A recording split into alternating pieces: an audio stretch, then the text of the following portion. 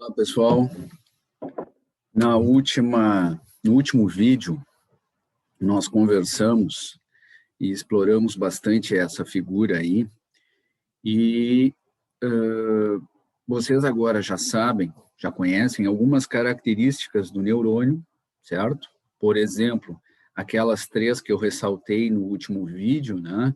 Que quando a gente compara meio interno e externo, intra e extracelular, a gente observa um equilíbrio osmótico, um desequilíbrio químico e um desequilíbrio elétrico, certo? Que está demonstrado, né, e como eu disse para vocês, em números, quantificado nessa figura.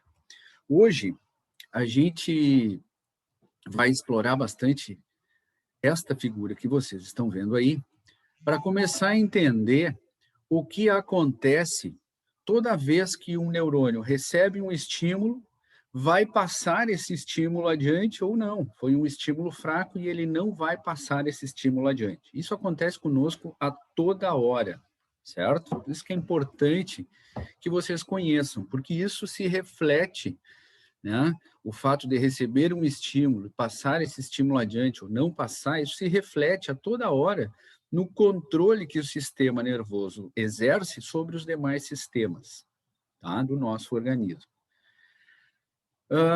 Também ressalto para vocês que várias das coisas que nós conversamos ao longo do semestre até agora, né, vocês vão ver nessa figura. Eu vou chamar a atenção de vocês que aparecem de forma explícita ou não tão explícita assim, mas que eu vou chamar a atenção de vocês nesta figura, certo? Muito bem, deixa eu pegar minha caneta. Deixar o meu mate aqui do lado, né? O último mate quente que eu vou tomar agora. Bueno, e vamos lá.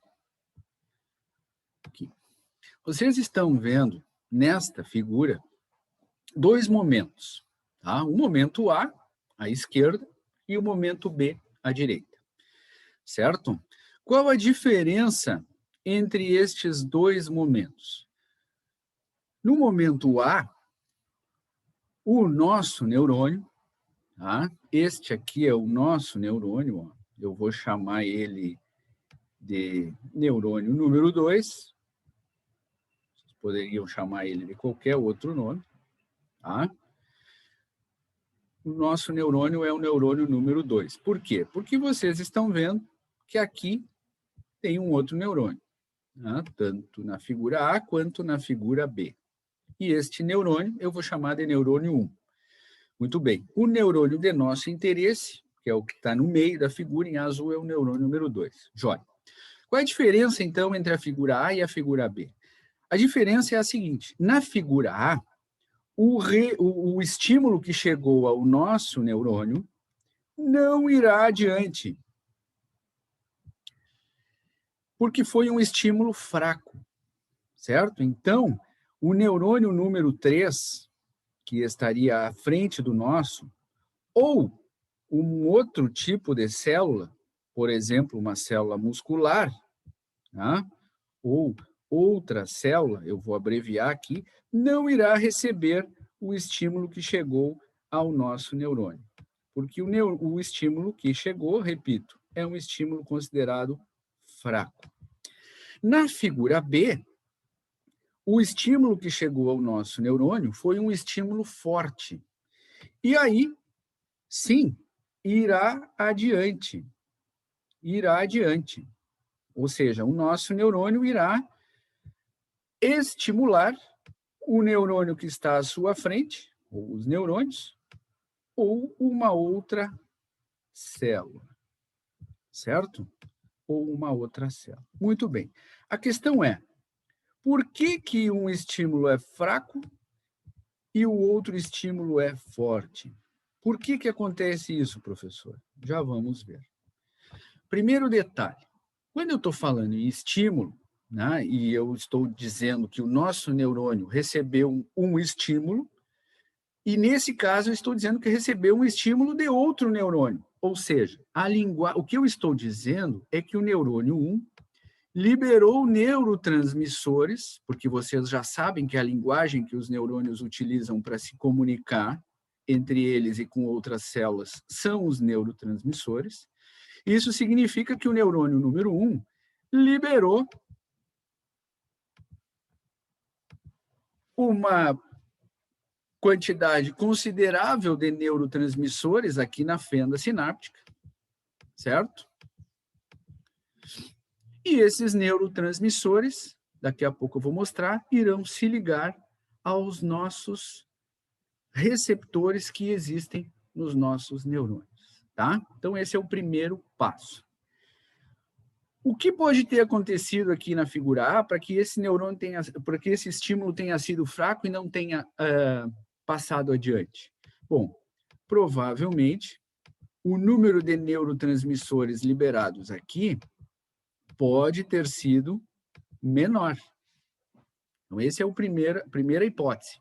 A segunda hipótese é que existe, por alguma razão, nesse momento, um determinado número de receptores menor que na figura B. Mas vamos pegar assim, o caso mais provável, que é a quantidade de neurotransmissores liberados na fenda sináptica. Então já começa a diferença aí, figura A, figura B. Tá?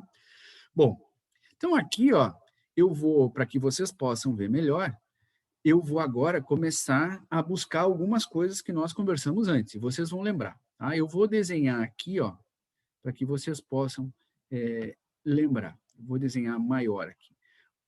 Eu estou desenhando aqui um receptor celular, certo? Ou seja, este receptor celular é uma proteína de membrana com função de receptor. E também esta proteína de membrana, além de formar receptor celular no nosso neurônio 2, serve também para formar canais para íons. Já falamos sobre isso, tá? E, obviamente, que aqui na figura A também, né, existe um receptor igual ao que eu desenhei na figura B. Muito bem. O que acontece, então, é que os neurotransmissores vão se ligar aos seus receptores, certo? Para poder estimular o nosso neurônio. Então, os neurotransmissores se ligam aos seus receptores celulares. O que acontece, então, é que no momento em que o neurotransmissor se liga ao receptor, o que acontece é que os canais para íons que estavam fechados, agora eu vou desenhar aqui, ó, maior, né, o nosso receptor, para que vocês possam ver, tá? Então, o neurotransmissor se ligou aos seus receptores aqui, e o que acontece, então, que esse receptor é também um canal para íon, estava fechado, agora ele está aberto. Tá? Obviamente que isso tudo acontece no mesmo lugar, eu estou desenhando do lado para ficar mais simples de vocês entenderem. Tá? Muito bem. Mesma coisa aconteceu aqui na figura A. Tá? Uma segunda diferença que acontece aqui é que, muito provavelmente, o número de canais abertos na figura B é maior do que na figura A. Por quê? Porque mais neurotransmissores foram liberados na fenda sináptica, mais neurotransmissores se ligaram aos seus receptores e, consequentemente, um maior número de canais para íons estão abertos agora na figura B em relação à figura A. Muito bem. Vou lembrar para vocês algo que eu falei na semana passada e que vocês estão vendo aqui neste gráfico. Ó. Este gráfico está mostrando para vocês, aliás, esses 3 gráficos aqui estão mostrando para vocês o que vai acontecer dentro do nosso neurônio a partir do momento em que os neurotransmissores chegam ali. Vocês estão vendo aqui, ó, que neste gráfico, né, o nosso neurônio estava em menos 70 milivolts no seu interior, menos 70 milivolts, certo? É o que o gráfico está mostrando para vocês ali. Só para lembrá-los do que eu falei na semana passada também, a gente convenciona dizer que fora do neurônio é sempre 0 milivolts. O que muda é a milivoltagem dentro do neurônio, a partir do momento que há uma entrada de íons no nosso neurônio, certo? Tudo bem. Então, vocês estão vendo no gráfico representado aqui, a milivoltagem no nosso neurônio é de menos 70 milivolts. Significa dizer que o nosso neurônio, tanto o neurônio A quanto o neurônio B, né, pessoal? Eu vou explorar agora o neurônio A, o neurônio ali na figura B, mas vocês vão transferindo tudo o que eu estou dizendo, também está acontecendo no neurônio A, tá? Depois vocês vão ver a diferença. Tudo bem. Então, o nosso neurônio, enquanto está em menos 70 milivolts, eu posso assumir que o neurônio está em repouso. Usando a nossa terminologia do vídeo anterior, né, mais adequada para esse assunto, eu posso dizer, eu assumo, que o nosso neurônio está polarizado. Menos 70 milivolts, ele está em repouso, ou seja, ele está polarizado. Tranquilo? Tudo bem. Agora, neste ponto aqui, está indicando que chegou o estímulo. Chegou um estímulo no nosso neurônio. Entenda-se, neurotransmissores foram liberados na fenda sináptica. Entenda-se, neurotransmissores se ligaram aos seus receptores. Entenda-se, agora existem canais para íons abertos na membrana neuronal, ou seja, na membrana plasmática do nosso neurônio, dos nossos neurônios aqui. Tranquilo? Muito bem. Falamos também na semana passada, no vídeo anterior, que é algo fisiológico que a concentração de sódio, tá? Eu estou representando aqui o símbolo do íon sódio, né? Que é o, vocês já sabem, é o Na+ ali, entre colchetes. Lembram do colchete lá da matemática? Entre colchetes, porque aqui eu estou representando concentração. Então, o símbolo do íon sódio entre colchetes, estou representando concentração de sódio. Fora do neurônio, normalmente, fisiologicamente, né, é maior, vocês viram isso, do que a concentração de sódio dentro do neurônio. Tá? Então, eu estou representando essa diferença de concentração, esse gradiente de concentração, eu estou representando aqui, isso aqui é um colchete, tá? Saiu mal, mas é um colchete. Então, vocês estão vendo que o desenho que eu fiz do sódio fora do neurônio é bem maior do que o desenho que eu fiz do sódio, né, do íon sódio, da concentração de íon sódio dentro do neurônio. Isso aqui eu estou representando que fisiologicamente a concentração de íon sódio fora do neurônio é maior do que dentro do neurônio. Muito bem. Então, agora, nós temos um gradiente, nós estamos vendo aqui um gradiente de concentração de íon sódio. Fora do neurônio tem mais sódio do que dentro do neurônio. Concentração é maior. Entendi, professor? Beleza.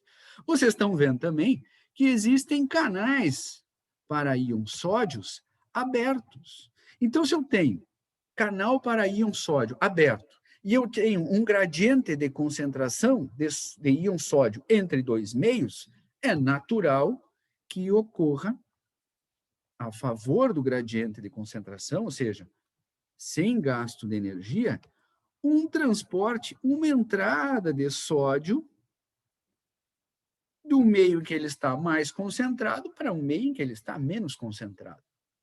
Natural isso. Muito bem. E a partir do momento, então, que começa a entrar sódio, vocês estão vendo que a milivoltagem no interior do neurônio começa a subir. Porque sódio, pessoal, o íon sódio, vocês já sabem, tem carga positiva. Então, se está entrando íon sódio no neurônio, é a mesma coisa que eu dizia, está entrando carga positiva no neurônio. Então, se está entrando carga positiva no neurônio, o neurônio está ficando menos negativo. Ou seja, começa a entrar íon sódio e a milivoltagem, que era de menos 70, agora é menos 69, menos 68, menos 67, menos 65, ou seja, vai subindo. E é o que o gráfico está mostrando para vocês aqui, ó. Tá? Na medida em que vai entrando o sódio, a milivoltagem vai aumentando, ou seja, vai ficando menos negativa. Muito bem. Então, agora a milivoltagem não é mais de menos 70 milivolts. Ela já é, sei lá, menos 65, menos 60 nesse momento.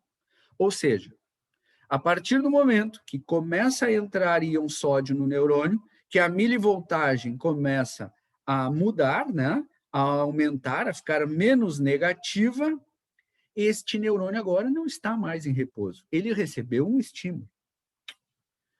Ele não está mais polarizado. Agora ele está sofrendo uma despolarização. Ele está despolarizando, porque está entrando íon sódio, está entrando carga positiva. E aqueles polos, né, que eu tinha menos 70 num extremo e 0 no outro extremo, está ficando menor essa polarização, ou seja, está despolarizando. Certo? Muito bem. Vocês estão vendo neste gráfico aqui também, ó, que no menos 55 milivolts, ele fez uma linha pontilhada aqui, ó. Menos 55 milivolts. E vocês estão vendo que aqui no cantinho tem um L. Isto está indicando para vocês que menos 55 milivolts é o que a gente chama de limiar. Ou seja, é o limite. Limite do que, professor? Esta milivoltagem de menos 55 milivolts é o limiar, é o limite. Do que, professor? Seguinte, vocês vão lembrar, nos vídeos, em algum dos vídeos anteriores, eu disse para vocês que esta região aqui, ó, onde o axônio emerge do corpo celular, é uma região muito rica, ou seja, voltando um pouquinho à fita, esta região aqui, onde o axônio emerge do corpo celular, a gente chama de proeminência axônica. E a proeminência axônica é uma região especialmente rica em canais para íon sódio. E estes canais para íon sódio da proeminência axônica são canais chamados íon dependentes, ou melhor, voltagem dependentes. Estes canais para íon sódio que existem em grande quantidade na proeminência axônica são chamados canais voltagem dependentes. O que significa isso, professor? Significa que eles ficam fechados até o momento que esta região da proeminência axônica atinge uma determinada milivoltagem, que é, né, nesse caso da proeminência axônica, menos 55 milivolts. Ou seja, o sódio que está entrando no nosso neurônio, pessoal, está se espalhando pelo neurônio como se fosse uma onda, um tsunami de sódio, certo? O exemplo que eles dão nos livros é como se a gente atirasse uma pedra no meio de uma piscina. A gente vê, né, no momento em que a pedra bate na água, a gente vê que surgem ondas, né? Daquele ponto aonde a pedra caiu na água, surgem ondas e essas ondas vão se espalhando. E quanto mais pesada for a pedra, maiores são essas ondas e mais longe elas chegam. Então, esse é o raciocínio. No momento em que se abrem muitos canais de sódio, muito sódio entra e essa onda de sódio, sendo maior, ela se espalha e atinge distâncias maiores. Quando esta onda de sódio chegar, né, chegar até a proeminência axônica e essa quantidade de sódio que chegou à proeminência axônica for suficiente para elevar a milivoltagem aqui neste ponto, na proeminência axônica, a menos 55 milivolts, que é o que vocês estão vendo aqui, ó. Em verde eu vou fazer as coisas que se referem à proeminência axônica. Vocês estão vendo que aqui, no momento em que na proeminência axônica atingiu o limiar, ou seja, o menos 55 milivolts, todos esses canais para íon sódio da proeminência axônica se abrem ao mesmo tempo, certo? Se abrem ao mesmo tempo, ou seja, a onda de sódio chegando na proeminência axônica e elevando a milivoltagem na proeminência axônica a menos 55 milivolts, todos esses canais para íon sódio na proeminência axônica, que até agora estavam fechados, quando atingiu o limiar, ou seja, menos 55 milivolts, eles se abrem. E eles permanecerão abertos enquanto a milivoltagem na proeminência axônica for acima do limiar, ou seja, acima de menos 55. Certo? E é o que vocês estão vendo no gráfico. Atingiu o limiar, todos esses canais para íon sódio se abrem. E aí há uma nova invasão de sódio, porque vocês já sabem, sempre existe mais sódio fora do neurônio do que dentro do neurônio. Essa quantidade de sódio que entrou ali no nosso corpo celular não é suficiente para inverter a concentração de sódio. Tá? Continua havendo mais sódio fora do neurônio do que dentro do neurônio. Então, agora, há uma segunda invasão de sódio aqui, né, no nosso neurônio. A primeira invasão aconteceu aqui no corpo celular, normalmente nos dendritos ou no corpo celular, que é onde chegam os estímulos, vocês já sabem disso. E a segunda onda de sódio ocorre aqui na proeminência axônica, no momento em que a milivoltagem na proeminência axônica atinge menos 55 milivolts, certo? E pelo exemplo que ele deu aqui, ó, a quantidade de sódio que entrou lá nos dendritos e no corpo celular foi tão grande que a milivoltagem na proeminência axônica passou do menos 55, chegou aqui a menos 40, até menos 40, certo? Muito bem, pessoal. Vamos fazer um parênteses e vamos ver na figura A ali o que aconteceu. Bom, chegaram neurotransmissores no nosso neurônio A, se abriram canais para íon sódio no nosso neurônio A, assim como aconteceu no B. Este neurônio A aqui, na figura A, sofreu uma invasão de sódio, mas como o número de neurotransmissores era menor, como o número para canais de íon sódio que se abriram foi menor, entrou menos sódio, ou seja, a pedrinha que vocês atiraram, né, no neurônio A ali, era uma pedra menor. Então, as ondas que ela gerou foram menores. Ou seja, entrou menos sódio no neurônio A do que no neurônio B. E o que acontece? Acontece que quando esta onda de sódio chegou na proeminência axônica, era pouco íon sódio. Tá? Era uma onda fraca. Era uma onda fraca. E o que acontece? Acontece que a milivoltagem na proeminência axônica do neurônio representado na figura A, aqui, ó, não atingiu o limiar, não atingiu menos 55 milivolts. Talvez tenha ficado aqui em menos 50, ó. Eu pintei aqui, estou pintando em verde, né? Talvez tenha chegado, perdão, a menos 60, mas não atingiu o limiar.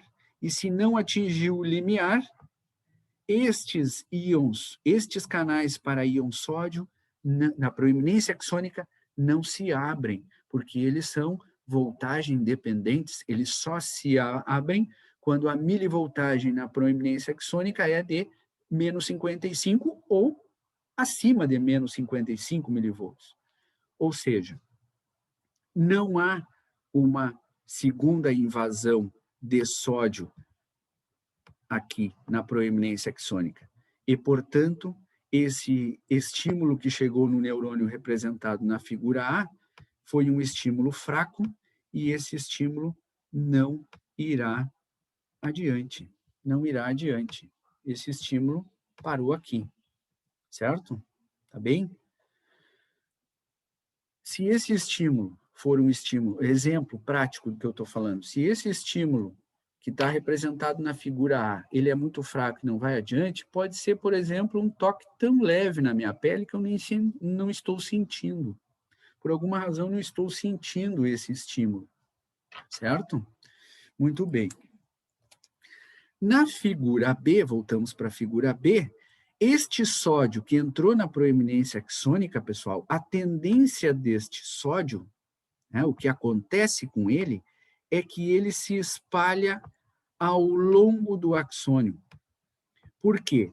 Vocês sabem, desde lá do colégio, das aulas de física, que positivo com positivo se repelem. Né? Este sódio que está entrando na proeminência axônica é repelido por todo esse sódio que já invadiu aqui, ó, o corpo celular. Então, positivo com positivo se repele. Então, o que acontece é que o sódio digamos assim, empurrado para o final do axônio, ou seja, para o terminal axônico, né? Que é aquela porção final do axônio onde estão armazenados os neurotransmissores naquelas vesículas sinápticas que nós vimos em vídeos anteriores. Certo? Tá bem? Então, pessoal, essa é a diferença entre estas duas situações aí. Uma representada na figura B, em que o nosso neurônio recebeu um estímulo forte e, portanto, esse estímulo vai seguir, vai passar adiante, e o nosso neurônio representado na figura A, onde o estímulo que chegou nele é fraco, se abriram poucos canais para íon sódio, entrou pouco sódio, a milivoltagem na proeminência axônica não atingiu o limiar, e este é um estímulo fraco, não irá passar adiante. Tá? Então, essa é a primeira vez que nós estamos falando sobre esse assunto. Eu vou fazer um segundo vídeo falando exatamente sobre isso que vocês estão vendo aí, tá? Sobre o assunto de hoje. Eu vou fazer um segundo vídeo, vou explicar basicamente a mesma coisa para que nós tenhamos uma segunda chance de entender este assunto, tá? Que é simples, na verdade. E ele talvez fique não sei, eu acho que não, mas talvez fique um pouco confuso, porque ele é muito simples e eu nunca pensei que os meus neurônios se comunicassem de forma tão simples. E aí eu fico meio confuso, tá? Mas, repito, vocês vão ter uma segunda oportunidade de entender isso que eu falei para vocês hoje, tá? Eu vou agora terminar esse vídeo. Nós estamos chegando aos 30 minutos, tá? E nos encontramos no próximo vídeo, que eu sugiro que vocês assistam o próximo vídeo logo após terminarem de assistir este vídeo aqui, tá certo? Um abraço e até mais, se Deus quiser.